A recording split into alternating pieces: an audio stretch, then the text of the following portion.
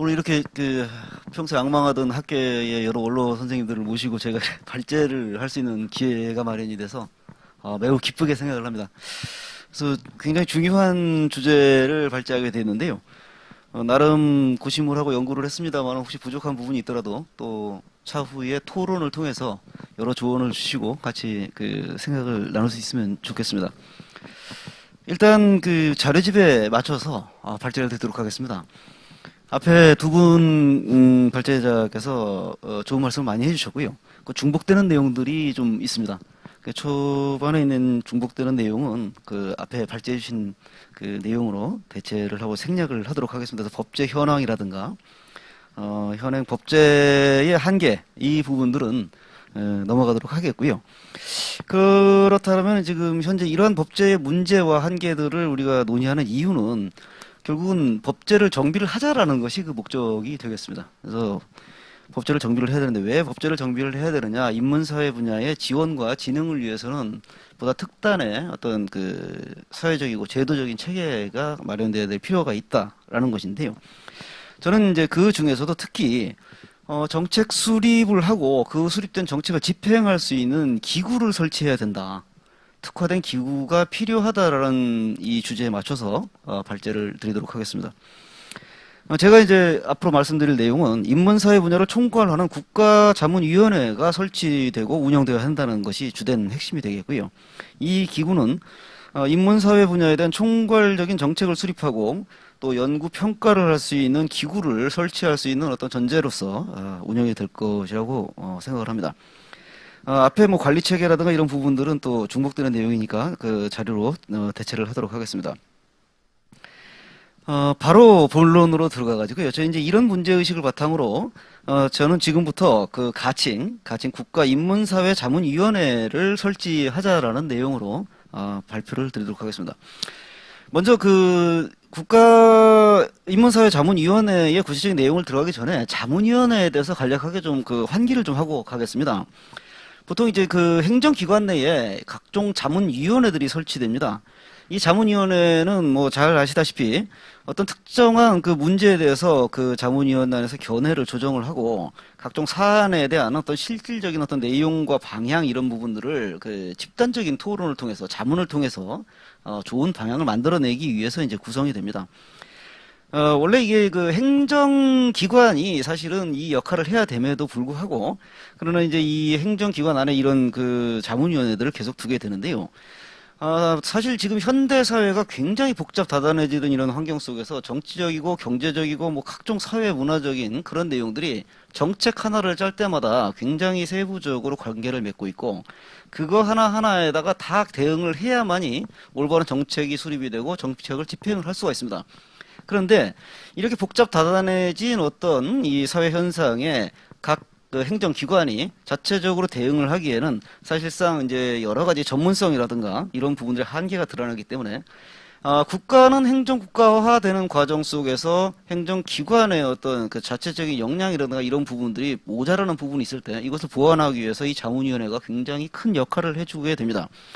특히 이 자문위원회는 국가기관이 어떤 행정적인 기획을 하고 집행을 하는 과정에서 자칫 빠질 수 있는 독단이라든가 자의라든가 이런 어떤 법치 질서를 위배할 수 있는 이런 부분들에 대한 브레이크가 될 수 있고, 그와 동시에 전문성과 법적인 당위성을 제공을 함으로써 실제로 민주주의 국가에서 국민들이 합의할 수 있는 그런 정책을 내는데 상당한 도움을 주고 있습니다.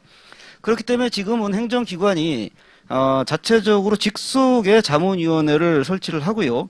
그 자문위원회들은 행정기관의 자문에 응해서 전문적인 의견을 제공을 하고 그 자문을 구하는 사항에 관해서 심의, 조정, 협의하는 그런 어떤 역할을 함으로써 이 행정기관이 의사결정을 하는데 상당한 도움을 주는 것을 목적으로 설치가 되고 있습니다. 그렇게 설치된 위원회는 굉장히 좀 전에 말씀드렸었던 어떤 여러 가지 장점을 가지고 있는데요. 행정기관이 단독제의 결정구조에서 발생할 수 있는 자의적이고 독단적인 어떤 권한남용을 방지하는 그런 기능을 하게 됩니다. 그리고 토론과 타협을 통해서 이 이해관계가 조정됨에 따라서 그 정책을 기획하고 집행하는 데 국가기관 간, 관련 부서 간의 의견 충돌이다 이런 것을 사전에 방지하고 조정함으로써 어떤 행정행위가 행정집행이 이루어지는데 상당한 기여를 할 수가 있습니다. 그리고 특히 민주적인 어떤 그런 측면에서도 거버넌스가 가지고 있는 어떤 긍정적인 효과들을 만들어낼 수가 있다라는 거죠. 정책에 대해서 정당한 어떤 그 정당화를 만들어낼 수 있고요. 이 정책에 관련된 사람들이 나도 이렇게 인정을 받게 됐으니 열심히 해보자라는 어떤 동기유발을 촉진할 수가 있게 됩니다. 그리고 좀 전에 말씀드렸듯이 행정 과정에서 이 전문적인 지식이 도입됨으로써 정부 역량에서 자칫 부족할 수 있는 그런 전문성이 보완되고, 그럼으로써 이 안에서 정부가 각계 다양한 이야기를 들음으로써 민주적인 어떤 걸 했다라는 그런 알리바이라고 할까요? 그런 것도 이제 제공할 수가 있게 되는 거죠. 하지만 이제 단점도 있습니다. 이게 사실 그 공익에 대한 고려가 부족할 수가 있습니다. 이해관계 집단이라든가 전문성이 강조됨으로써 그 폐쇄적인 구조로 자문위원회가 구성이 될 때는 그 안에서 의사결정에 상당한 어떤 위험성이 있게 되고요. 책임을 서로가 분산함으로써 이게 민주성과는 반대되는 책임을 지지 않는 효과가 발생할 수도 있습니다. 그리고 부처 간의 이익을 서로 그 분점하기 위한 하나의 요식 절차로서 이용될 가능성도 있고요. 이건 거버넌스가 가지고 있는 하나의 단점이기도 한데요. 그런 단점이 이 위원회에서도 나타날 수 있다라는 것입니다. 그리고 위원회가 자칫 결정이라든가 전문성의 제고가 제대로 되지 않을 경우에는 문제를 민주적으로 해결하기보다는 오히려 문제를 지연시키는 이런 부적절한 효과도 나타날 수가 있습니다. 이 위원회의 행정기구에 설치되는 위원회의 장점과 단점은 그 표에 간략하게 정리를 해놨으니까 참조를 해주시면 되겠습니다. 그렇다면 이런 위원회들이 있는데 특히 위원회가 이제 어떤 종류가 있냐라고 했을 때 저는 우선 이 자문위원회라는 이런 형태를 한번 주목해 주시기 바랍니다. 우선 이 자문위원회라는 것은 이 합의제 원리를 적용하고 있는 위원회의 가장 기초적인 형태입니다. 그래서 어떤 그 개인이라든가 예컨대 대통령 같은 개인이죠. 그래서 대통령 직속의 자문위원회를 둘 수가 있고요. 조직이라든가 예컨대 국무조정회의 같은 거를 둘 수 있습니다. 이런 곳에 자문을 목적으로 설치될 수 있는 합의제 기관인데, 특히 그 밑에 기능을 한번 보시면은요, 이 자문위원회는 이 자문을 요구하는 개인이나 조직에 대해서 조언과 지지, 그리고 설명, 청취를 할 수 있는 역할, 즉, 이 기관이나 개인이 가지고 있는 어떤 문제점이라든가, 어려움이라든가 이런 것들을 이 위원회가 들음으로써 또 그 부분을 해결해 줄 수 있는 거죠. 그리고 자문을 제공하는 등을 통해서 각 부서 간의 합의에 도달할 수 있도록 해주고, 특히 이 자문위원회는 자체적으로 또는 기관 내부에 특정하게 연구를 수행할 수 있도록 여러 가지 그 제안을 할 수가 있습니다. 그리고 이런 자문위원회가 있음으로써 아까 말씀드렸던 독단과 자의에 의한 정실 안에서 이루어지는 그런 행위들이 막아질 수가 있고요. 행정에 관한 활동도 이렇게 할 수가 있습니다. 순수한 자문위원회가 있을 수 있고, 이 자문 역할을 하면서 심의 조정을 할 수 있는 역할을 하는 그 자문위원회가 만들어질 수도 있는데요. 어쨌거나 이 자문위원회가 가지고 한계는 뭐냐면 결정 권한이 자문위원회 자체에는 없다라는 겁니다. 예, 그렇게 어떤 한계가 있긴 합니다만은, 특히 대통령 직속으로 설치되는 자문위원회가 가지는 굉장한 어떤 긍정적인 효과라는 것은 국정의 최고 책임자가 일정한 판단을 하는데 결정적으로 자문을 해줌으로써 이후 국무위원들이 각 부처에서 정책을 수립하고 그 정책을 집행하는데 결정적으로 어떤 방향을 제시해 줄 수 있다라는 거죠. 대통령이라든가 이런 국무총리 안에서도 자문위원회가 구성이 될 수가 있는데, 자문위원회 이외에 행정위원회가 또 구성이 될 수가 있습니다. 행정위원회와 자문위원회가 가지는 차별성은 가장 크게는 행정위원회는 일단의 어떤 의사결정을 통해 가지고 집행 권한을 가진다는 겁니다. 이런 어떤 그 기능을 가지고 있는 행정위원회가 일을 하는 데 있어서는 자문위원회보다는 굉장히 막강한 어떤 권한을 행사할 수는 있습니다. 그런데 이제 행정위원회는 굉장히 기능적이고 어떤 실무적인 차원에 또 집중될 수가 있어서 전체적인 기획을 가지고 어떤 대통령 개인이라든가 또는 국무총리라든가 조직이라든가 이런 쪽에 기획 방향 전반에 대한 어떤 제안을 하거나 하는 데는 상당히 좀 제약이 있을 수가 있습니다. 위원회 중에는 독립규제위원회와 의결위원회도 있는데요. 이것은 참고를 해주시면 될 것 같습니다. 그렇다면 이런 위원회들은 어떤 근거를 가지고 설치가 될 수 있느냐라고 했을 때 가장 크게 이 위원회를 설치할 수 있는 근거가 되는 것은 역시 헌법입니다. 우리 헌법은, 현행 헌법은 헌법기구로서 대통령 특별 직속 자문회의를 구성할 수 있도록 해놨습니다. 여기서 그 위원회와 회의를 좀 구분을 해주셔야 되는데요. 헌법상 설치될 수 있는 대통령의 자문기구는 자문회의입니다. 위원회가 아니고요. 이 자문회의는 현재 국가과학기술자문회의와 국가안전보장회의, 국가원로자문회의, 국민경제자문회의, 민주평화통일자문회의 이렇게 되어 있는데 이 헌법에 규정이 되어 있다고 하더라도 설치 안 해도 되는 그런 위원회가 있습니다. 할 수 있다라고 되어 있는 위원회가 있는데 대표적인 케이스가 이제 국가원로자문회의라는 거죠. 국가원로자문회의는 원래 현행 헌법이 만들어질 때 이 헌법 안에 삽입이 됐습니다만은 이 국가 원로들을 모아서 자문기구를 해서 대통령의 어떤 정책 결정에 도움을 주겠다라고 최초의 취지를 그렇게 만들었으나 뭐 아시다시피 국가 원로 자문위원회 구성이 현직 대통령에게 이 무슨 고언을 할 수 있는 그런 그 사람들로 구성이 되기가 어렵다. 예컨대 쿠데타의 그 수괴가 국가 원로 자문위원장을 맡는 이런 현상도 벌어질 수 있기 때문에 헌법상 규정은 됐습니다만 실질적으로 제대로 운영되지 못하고 지금은 폐지된 그런 상황입니다. 이건 참고로 한번 보시면 될 것 같고요. 이렇게 헌법상에 구성되어 있는 자문회의가 있는 한편 또 법률적인 근거를 가지고 설치되는 자문위원회가 있습니다. 이 자문위원회의 그 설치 근거의 대표적인 것이 정부조직법인데요. 보시면은 정부조직법 제4조에 부속기관의 설치라고 하는 그 규정에서 자문기관 등을 둘 수 있다라고 얘기되어 있습니다. 이 자문기관은 합의제 행정기관이 될 수가 있고요. 그리고 행정기관의 조직과 정원에 관한 통칙이 있습니다. 이것은 이제 법은 아니고 대통령령인데 이 대통령에도 자문기관을 각 부처에 둘 수 있는 그런 규정을 두고 있습니다. 이렇게 헌법과 법률에 의해서 설치될 수 있는 자문위원회는 이후에 이제 따로 여러 가지 형태로 나타날 수 있습니다. 첫 번째 형태로 나타날 수 있는 게 자문위원회 법을 만드는 겁니다. 자문위원회 법을 제정해서 그 자문위원회 법을 통해 위원회를 구성하는 방법이 있고 개별 법률 안에 그 위원회에 대한 규정을 삽입함으로써 법률 기구로 만들 수도 있습니다. 또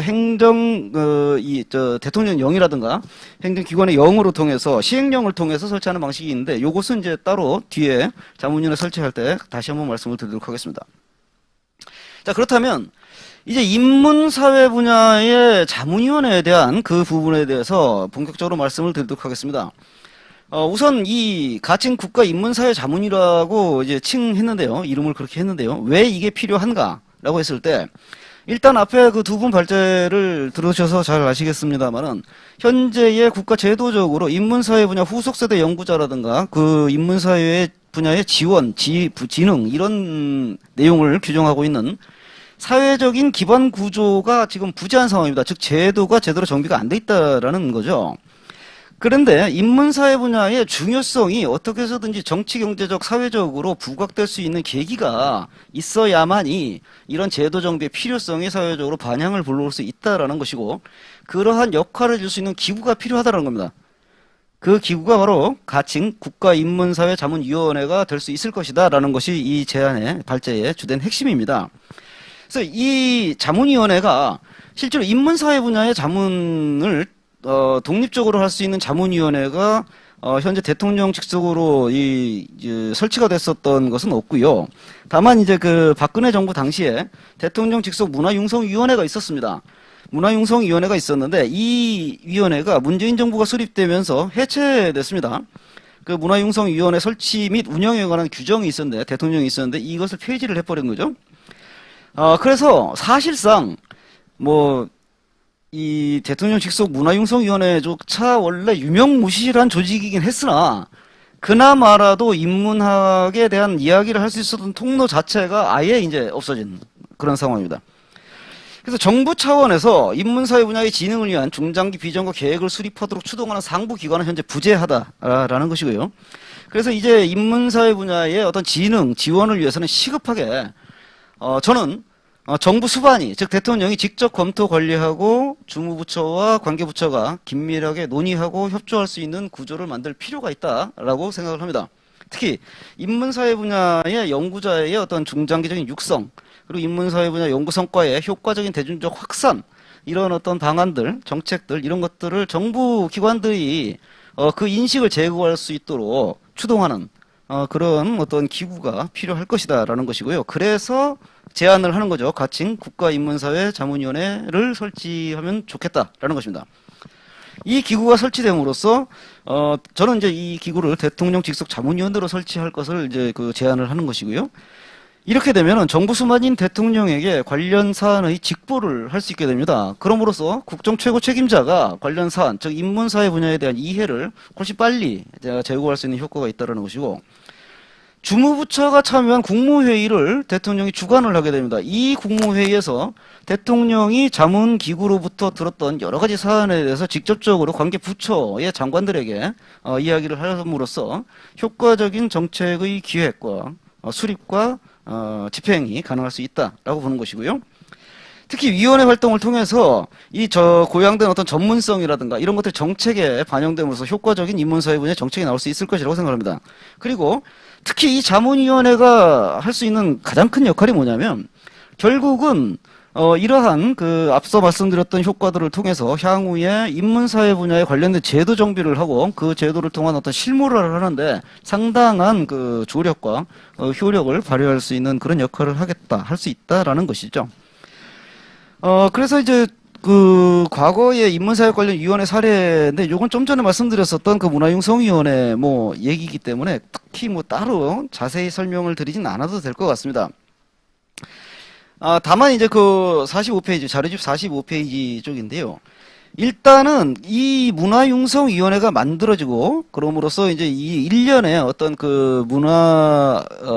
인문정신문화 관련된 이런 일련의 사업들이 진행이 됐다라는 요 메커니즘을 한번 보시면 좋겠다 싶어서 요걸 이제 말씀을 드리는 겁니다. 이런 위원회가 만들어짐으로써 결국은 이후에 이제 진행이 되는 여러 가지 중장기 정책 방향이라든가 세부 정책 추진 방향들이 설정되는데 굉장한 도움이 됐다라는 것이고요.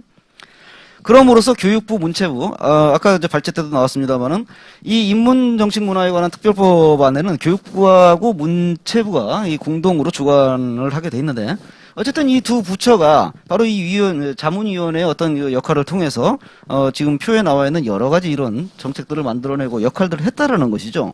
그리고 이제 제도 정비 작업들이 이루어질 수 있었다라는 것이고요. 저는 이런 측면에서 대통령 자문위원회가 할 수 있는 역할이 예전에 충분히 있었다라는 어떤 사례를 좀 들고 싶었던 거고요.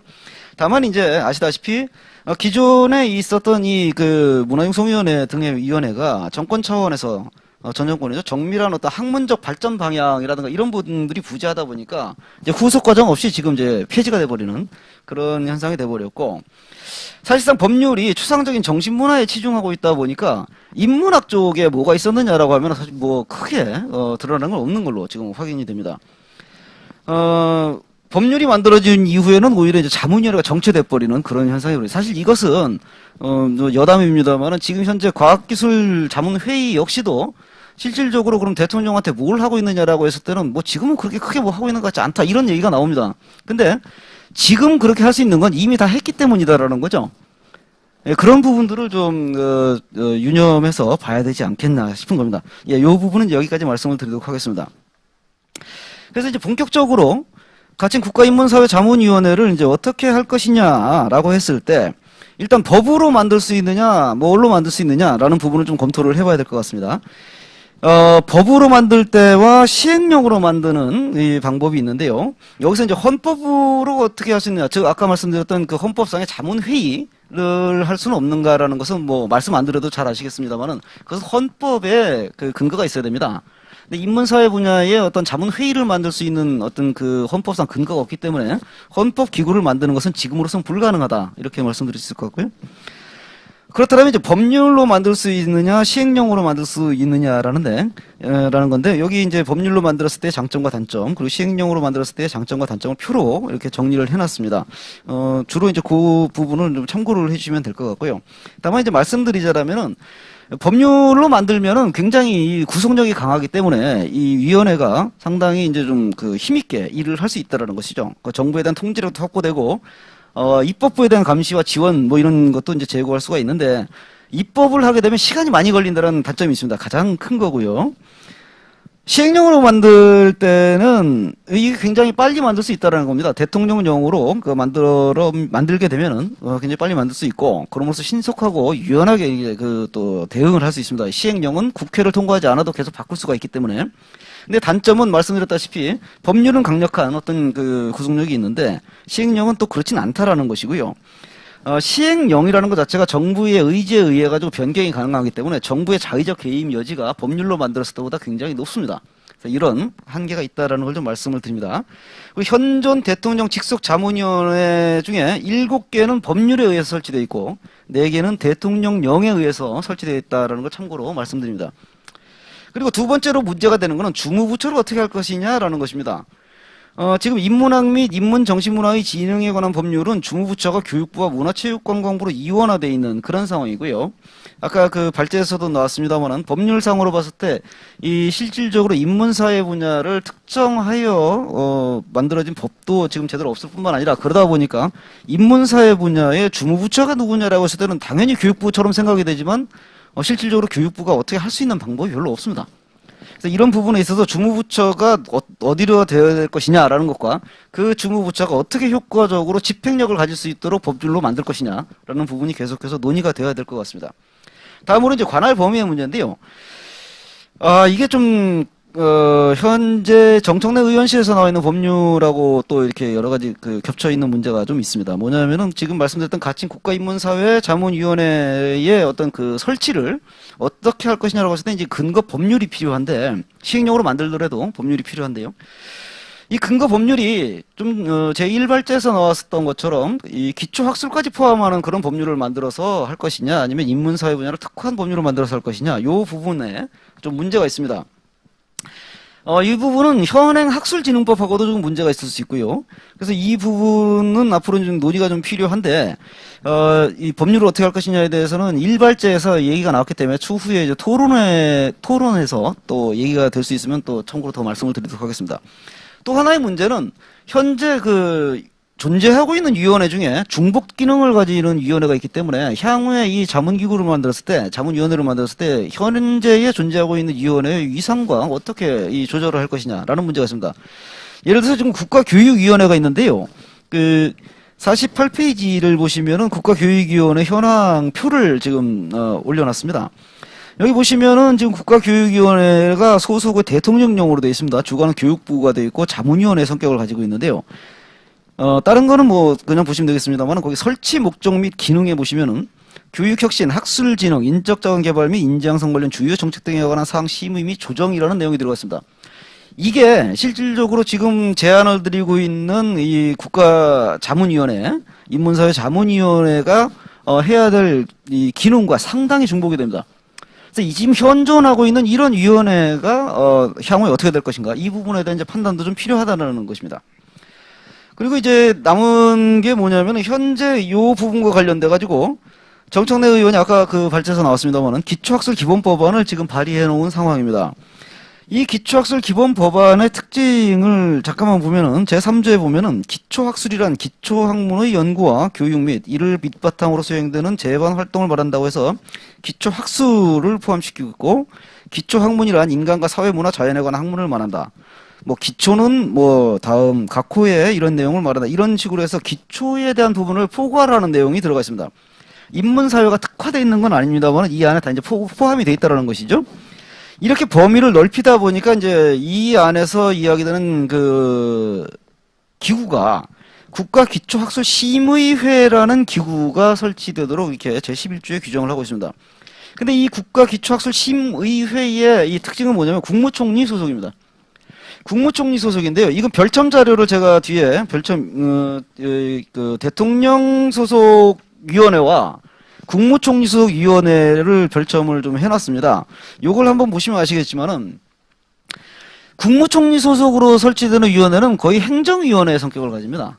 그래서 집행에 대한 어떤 판단과 이 평가라든가 이런 부분들이 이제 중점적으로 들어가긴 하나 결정적인 문제는 여기 제11조 2항에 나와 있는 정청래 의원한 제11조 2항에 나와 있는 각 호의 사업의 심의라고 했을 때 이 심의 자체에 어떤 효과가 있을 것이냐. 대통령 직속 같은 경우는 대통령에게 아까 말씀드렸듯이 직보를 함으로써 가져는 효과는 있는데 국무총리 산하가 될 경우에는 이 심의 이후의 책임이라는 것은 전적으로 국무총리의 권한으로 들어가게 됩니다. 사실 국무총리도 아니고 각 부처죠. 그러다 보니까 집행에 대한 판단이라든가 어떤 방향성을 제시한다든가 하는 데에서는 국가 수반이 이렇게 하자라고 결단을 내리는 것과는 약간의 차이가 있습니다. 차이라기보다는 조금 그보다는 어떤 힘이 좀 덜하게 되겠죠. 그래서 제가 속해 있는 한국미래문화연구소가 기존에 이제 그 제시했던 제안을 하려고 하는 그 기본 법안이 있었습니다. 물론 이 법안은 그냥 그 초안일 뿐이고 향후에 다시 정비가 돼야 되겠습니다만은 일단 인문사회 분야에 특화한 그런 법을 한번 만들어 보는 게 어떻겠느냐라는 그 안이 있었고요. 그래서 여기는 뭐 따로 기초학술이라든가 이런 내용이 없고 그냥 제1조 목적으로 이 법은 인문사회과학의 학술 진흥에 필요한 기반을 조성하고 이런 식으로 해서 인문사회 분야를 특화를 시켰습니다. 그리고 몇 조가 될지는 아직 정해져 있지 않습니다만은 여기는 지금 인문사회과학 학술진흥위원회라고 되어 있는데요. 오늘 이제 발제드리는 가칭 국가인문사회자문위원회가 이제 이 내용입니다. 이 위원회의 특징은 대통령 소속으로 한다라는 것이죠. 그래서 이 대통령 소속으로 하는 그 목적은 아까 말씀드렸던 대통령 소속 자문기구로 했을 때 여러 가지 그 장점이 있기 때문에 그렇게 했었다라는 것입니다. 참고를 해주시면 될 것 같습니다. 그래서 마지막으로 52페이지에 결론으로 가름하기 위해서 설립 방안에 대해서 간단하게 제안을 드리겠습니다. 말씀드렸다시피 자문회의는 헌법기구이기 때문에 인문사회와 관련 대통령 직속 자문회의를 두는 것은 현행 헌법구조상 불가능하다라는 것입니다. 물론 이 헌법의 해석을 통해서 할 수 있지 않느냐라는 그 얘기도 있습니다. 예컨대 헌법 전문이라든가 제9조, 69조, 그리고 각 기본권 규정 등 이런 규정들 통해서 그 국민에게 보장된 문화권 이런 부분들 이런 교육의 권리 다 연관을 지어서 인문사회 분야의 자문회의를 설치할 수 있지 않겠느냐라고 할 수 있겠으나 제가 볼 때는 법논리적으로 굉장히 취약한 논리이기 때문에 실질적으로 현행 헌법상으로는 불가능하되 장기적으로 개헌 등을 통해서 이런 부분들에 대한 검토는 해볼 수 있지 않겠느냐라는 것이고요. 그렇다면 가능성 있는 방법으로서 현재 각 자문위원회, 대통령 직속으로 있는 자문위원회 유사한 형태로 한번 만들어보는 것은 가능하겠다. 그런데 저는 이제 좀 제안을 드리고 싶은 것이 법으로 만들기는 대단히 힘들고 특히 인문사회 분야를 지원하는 또는 정청래 의원처럼 기초학술 분야까지 포괄하는 법이 지금 발의되어 있는 상황 속에서 자문위원회를 법으로 할 경우에는 이런 기본법들이 통과된 이후에 자문위원회를 만드는 방법이 오히려 절차적으로 논리적인데요, 순리적인데요.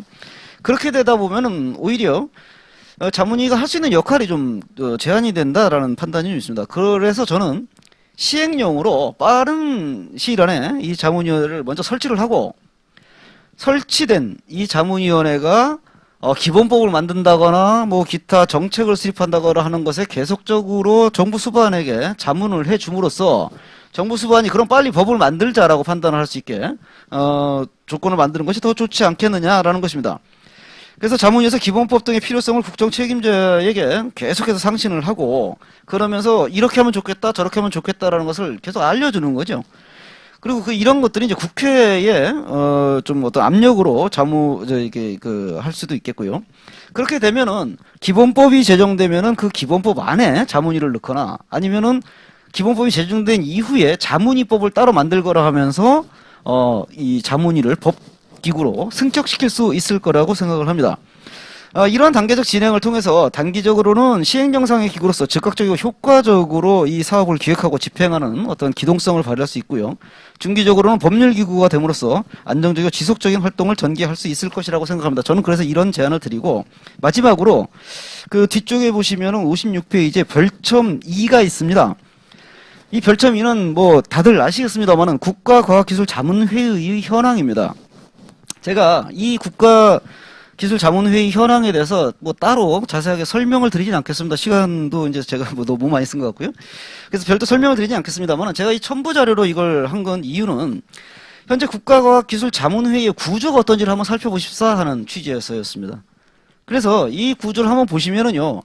과학기술의 정책 수립과 집행이 어떤 식으로 이 국정 최고 책임자에게 영향을 주고 그럼으로써 그 휘하에 각 그 국정 최고 책임자의 통화를 받고 있는 이 국가 부처들이 어떻게 이런 부분들을 받아 안고 집행을 하고 기획을 할 수 있는지를 소상하게 보실 수 있을 것 같습니다. 그렇다면은 대통령 직속으로 자문위원회가 인문사회 분야의 자문위원회가 설치됐을 때 우리도 이러한 형태의 어떤 효과를 볼 수 있지 않을까 하는 어떤 그렇게 가늠해 볼 수 있는 하나의 기준으로서 이 국가과학기술 자문회의의 현황을 한번 보십사 하고 지금 올려놨습니다. 그래서 인문사회 분야의 자문기구가 왜 필요한지를 다시 한번 생각해보는 어떤 그런 기회가 될 수 있었으면 좋겠습니다. 제가 길게 발제돼서 죄송합니다. 이상 마치도록 하겠습니다. 네, 감사합니다.